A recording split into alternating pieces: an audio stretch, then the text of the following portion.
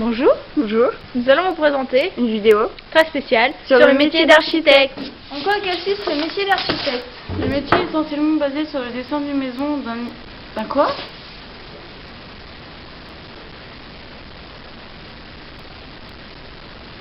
Un meuble. Non. Un immeuble. Un meuble. C'est pas un immeuble. Voilà, un immeuble. Ouais. Au pire, On s'en fout. on sait très bien qu'un architecte dessine des maisons, des immeubles.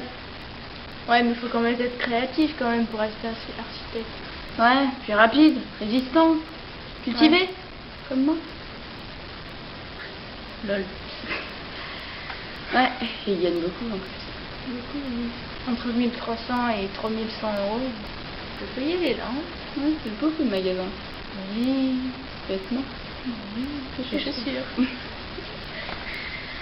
Après, ben, pour déprimer un peu les études, quoi. Faire bac plus 5 pour être architecte. Bac plus 5. Ouais. Eh ben, Ouais. Et après, t'es obligé de refaire une licence si tu veux avoir ton propre cabinet. bah pourquoi? Ça sert à rien. Je sais pas, C'est autant qualifié. Je sais pas. Ouais. Tu l'as vu?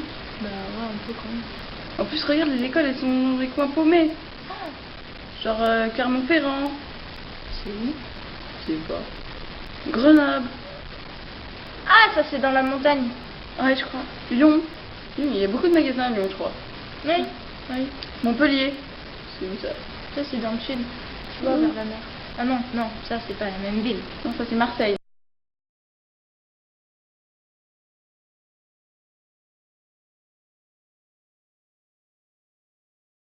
Alors, tout d'abord, en quoi consiste votre métier? Alors moi, il faut que je vous dise que je suis architecte, j'ai fait des études d'architecture, mais que je n'exerce pas en tant qu'architecte libéral. Pourquoi avoir choisi ce métier? Eh bien alors, ce métier, justement, enfin, j'aimais dessiner, j'aimais concevoir des espaces, j'aimais penser aux gens, justement, pouvoir apporter de la qualité de vie, de confort. Et alors, voilà, je me suis dit que je pouvais le faire. D'accord. Et les qualités requises pour ce métier? Alors, je pense qu'il faut être assez complet, c'est vrai, pas se spécifier, enfin se spécialiser. Je pense que c'est vrai que c'est important, comme on disait là avec les élèves que j'ai rencontrés ce matin, d'être à la fois à l'écoute des gens, donc d'avoir une approche de l'autre dans l'écoute, et puis bien sûr d'être technicien, et puis oui, d'être aussi artiste un peu. Alors, d'accord. Une dernière petite chose, les inconvénients du métier?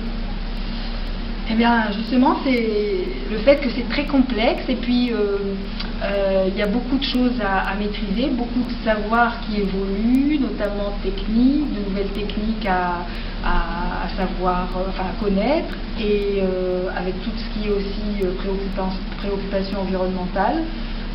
Beaucoup de nouvelles questions et donc de nouvelles réponses à savoir donner. Et donc c'est ça qui est passionnant, il faut toujours réfléchir. Voilà, c'est tout.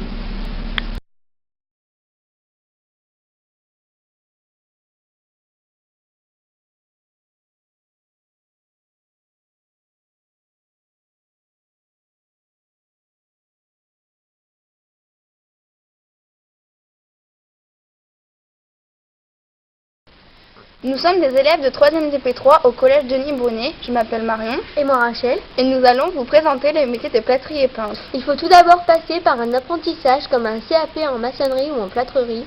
Où il y a une formation d'une durée de 4 ans qui est mise à la disposition des jeunes afin de bien acquérir les bases du métier. Les étudiants font directement des stages au sein des entreprises.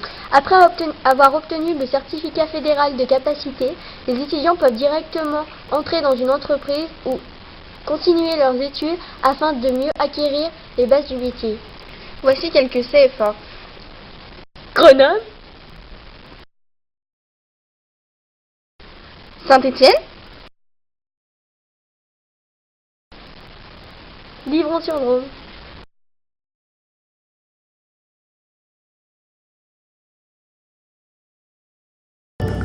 fait, ça vient depuis tout petit. Quand j'étais petit, j'aimais bien peindre des maquettes, peindre plein de supports différents. J'adore faire plaisir aux gens. Puis comme c'est un travail qu'on voit le plus dans le bâtiment, j'adore ça, quoi. Je sais pas.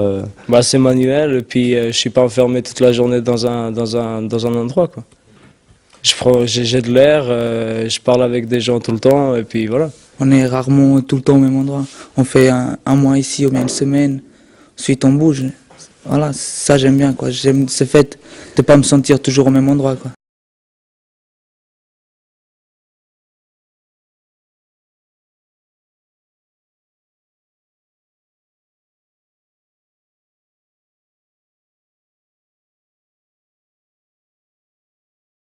Le métier d'électricien consiste à repérer les emplacements. Il installe et raccorde ses branchements. Puis il effectue une série de tests pour la mise en service qu'il effectue après. J'ai fait appel à un électricien qui a bien voulu répondre à mes questions.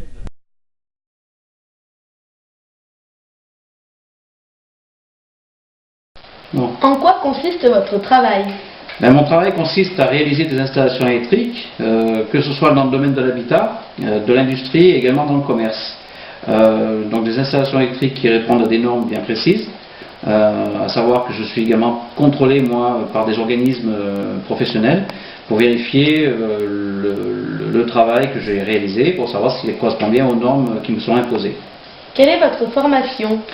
Alors j'ai une formation qui j'ai suivi, si vous voulez, un cursus professionnel au niveau local, et en termes de formation, j'ai terminé ma 3e et je suis parti ensuite sur un BEP CAP d'électrotechnicien avec une spécialité d'électromécanicien, donc qui correspond plus à un domaine d'électricité industrielle et d'automatisme, et donc complété ensuite par des formations professionnelles.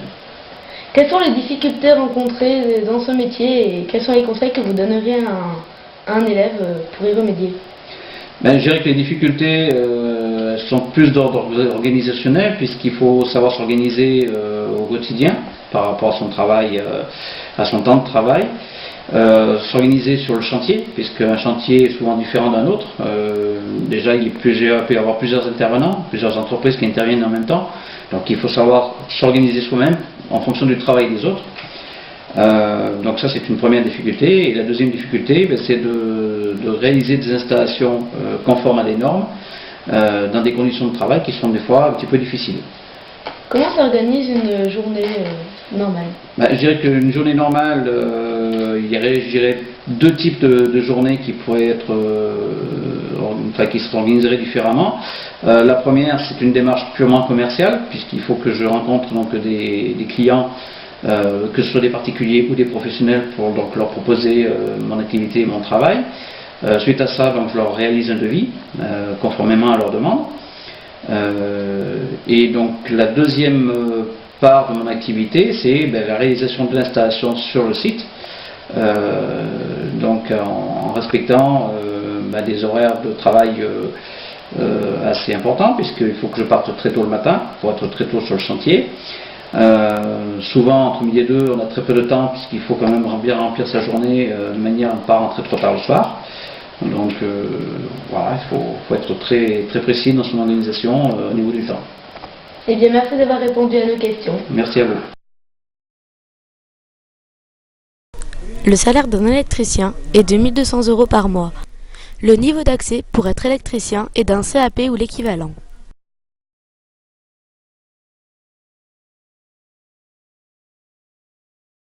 Pour devenir électricien, vous pouvez réaliser votre formation dans le CFA de la SEPR à Lyon, ou dans le CFA Institut des métiers à Grenoble, ou encore le CFA Batipol à Livron-sur-Drôme.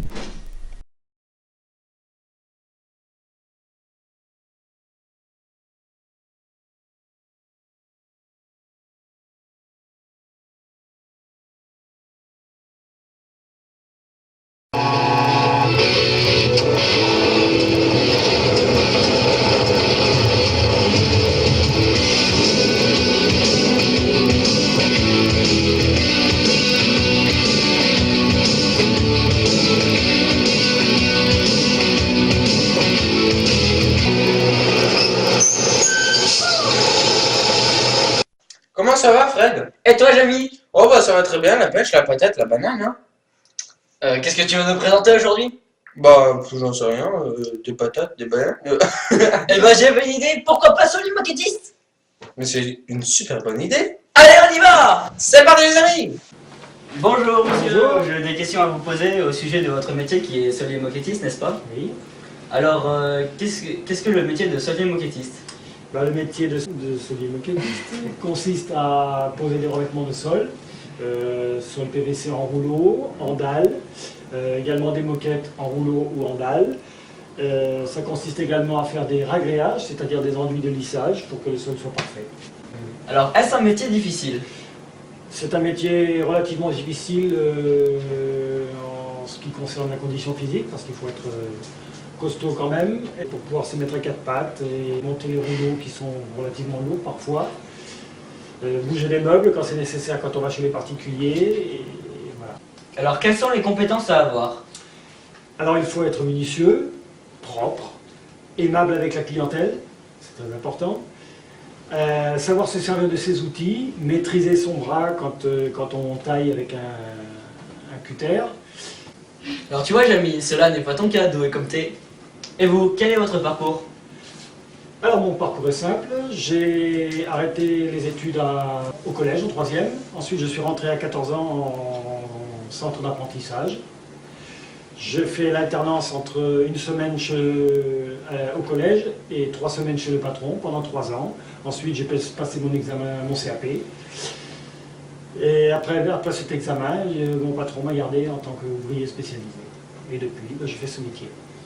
Depuis combien de temps? Eh bien, depuis 1972. Y a-t-il des points négatifs à faire ce métier? Bien sûr, comme dans tous les métiers, il y a des points négatifs. Donc, les points négatifs, c'est d'abord, on transporte parfois des charges très lourdes. Donc c'est pas toujours très agréable, ça fait vraiment mal au dos, aux genoux. Ensuite il y a des cols qui sont plus ou moins nocives, entre autres les cols néoprène, pour faire des habillages d'escalier ou des habillages dans les salles de bain, choses comme ça. Voilà, et puis parfois des poussières, parce que quand on fait un haillage il faut poncer, donc on avale un petit peu de la poussière, mais avec des masques maintenant on est bien protégé. D'accord. Bon bah bien merci, au revoir. Je vous en prie jeune homme, au revoir. Bon alors Fred, pour le passage de la 3e au métier, il faut soit faire un CAP solier moquettiste ou un bac pro peinture revêtement. Voici le CAP et bac pro que l'on peut faire et qui sont proches de chez nous. Pour le CAP, l'école se trouve à Montpellier et pour le bac, à Clermont-Ferrand. Si toi aussi tu veux devenir solier moquettiste, habille-toi pour l'hiver.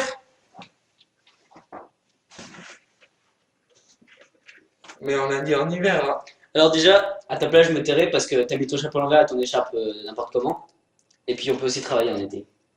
Ah bon?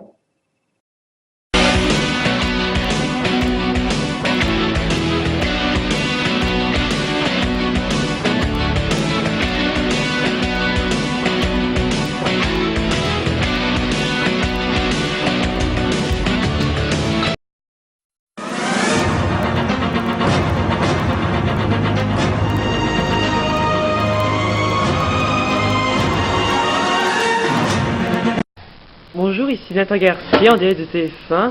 Aujourd'hui, édition spéciale sur le métier de maître d'œuvre de Audran Marion et de Nicolas Descours. Oui, bonjour, merci Monsieur Garcier. Ici Nicolas Descours en direct de Saint-Sorlin-en-Valois avec Monsieur Font-Robert, gérant de la société Comme Yvan. Quelles sont vos motivations pour faire ce métier? Disons que j'ai toujours été plus ou moins dans le bâtiment.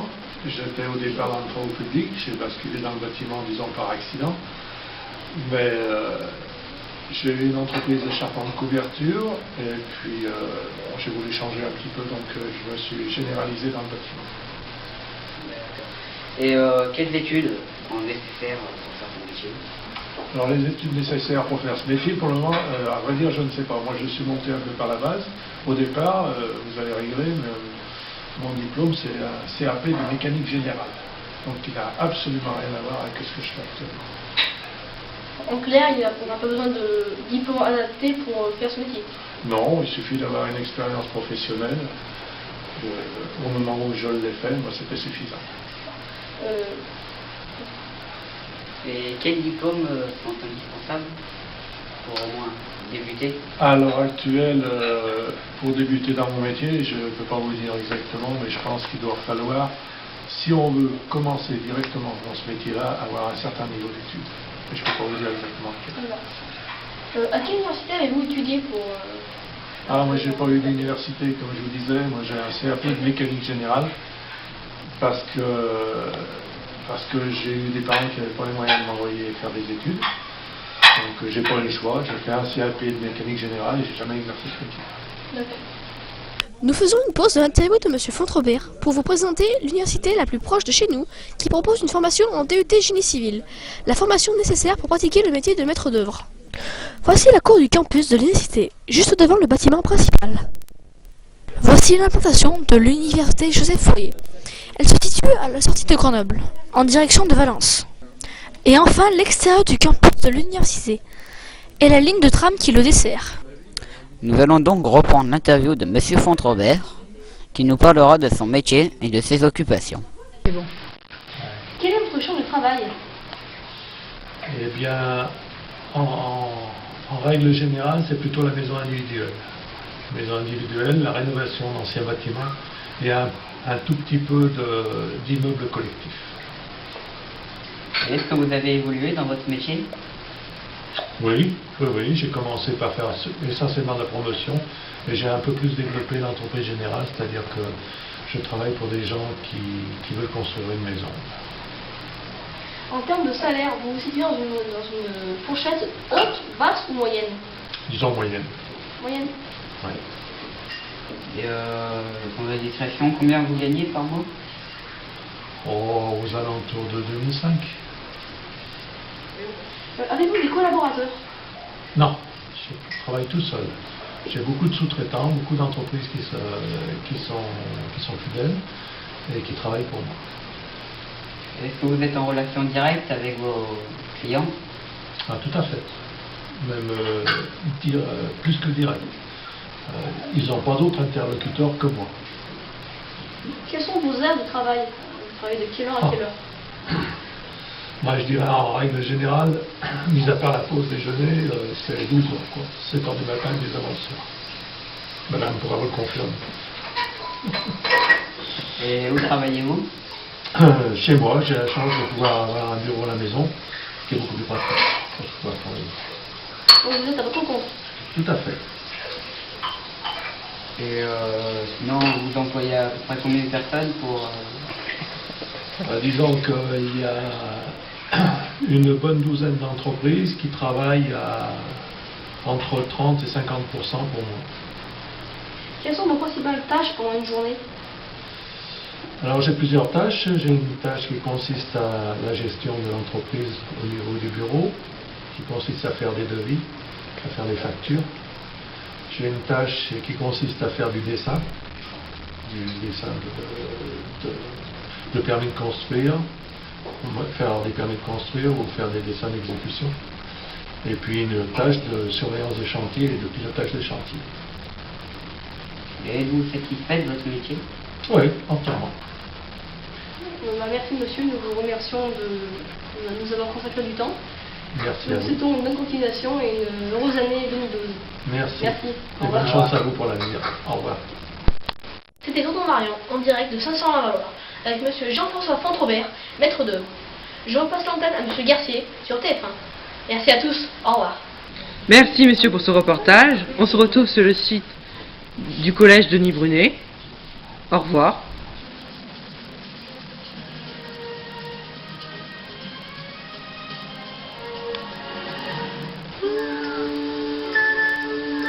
Merci d'avoir suivi cette vidéo avec Nathan Garcier, Audrey Marion et Nicolas Descours. Et comme disent les Chinois, Konnichiwa.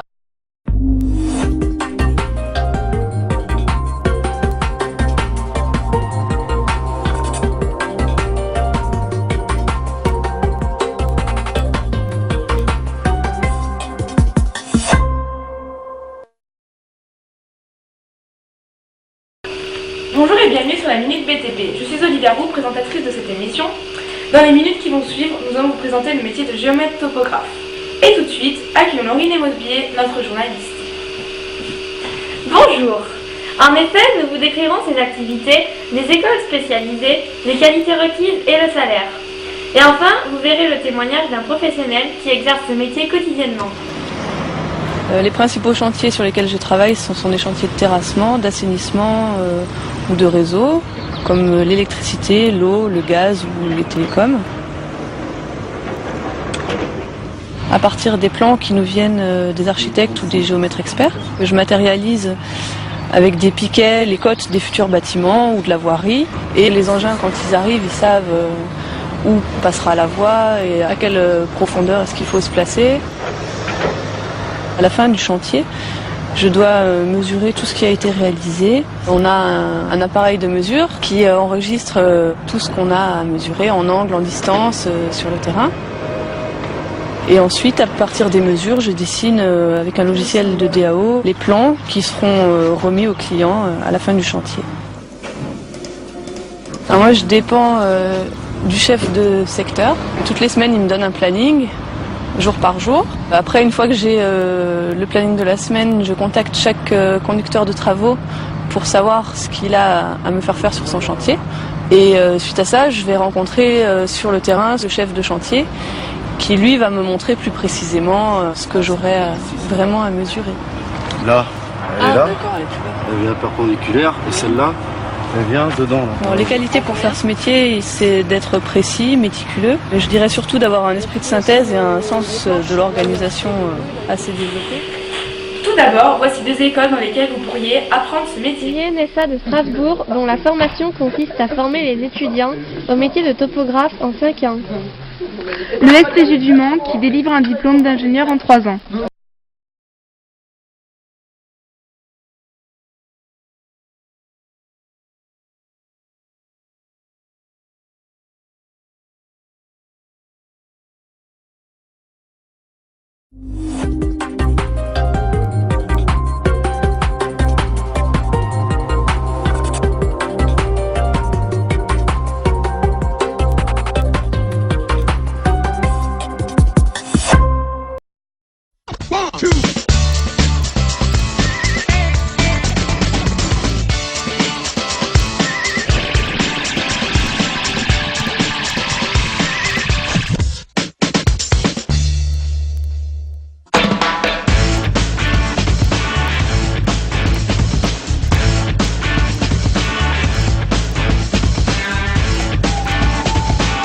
Bonjour, alors moi c'est Léa et voici Angéline. On est en 3e, on va faire une vidéo en BP3 et on va vous présenter le métier de chef de chantier. En quoi consiste le métier de chef de chantier? Qu'est-ce qu'une journée type pour vous?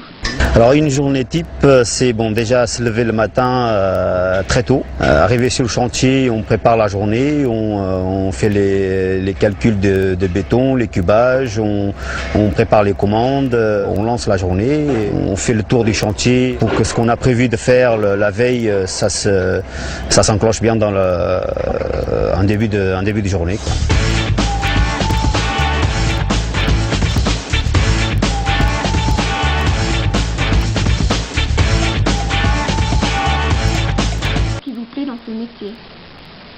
Quelles sont les qualités à avoir dans ce métier? Je pense qu'avant tout, il faut avoir une certaine maturité, être un bon manager et être disponible, être à l'écoute et savoir commander, avec des qualités techniques qui sont, je dirais, indissociables de la profession. C'est un secteur en effervescence, donc on a besoin croissant de chefs de chantier pour aider à la construction de tous ces bâtiments qui ne font que croître, et pavillons et bâtiments collectifs. Pouvoir transformer ce qui a dessiné sur une feuille en papier, le transformer en béton, voir ce qu'on a réussi à réaliser. Le salaire brut, c'est 2 000 € par mois. Il y a plusieurs écoles et plusieurs bacs pro possibles. On peut aussi passer par un CAP. Ensuite, il faut aller, si vous faites un CAP, il faut ensuite aller vers un bac pro et continuer par un BTS ou un DUT pour avoir des bases solides. Ça me plaît le plus, quoi. J'encourage quiconque à venir dans le monde du BTP, car c'est vraiment varié, c'est vivant, c'est énergique, c'est vraiment passionnant. Voici comme lycée de formation le CFA Batipeul à Livron et qui propose un bac professionnel travaux publics. Voici ensuite le lycée professionnel Porte des Alpes, près de Chambéry, et qui propose aussi un bac professionnel travaux publics.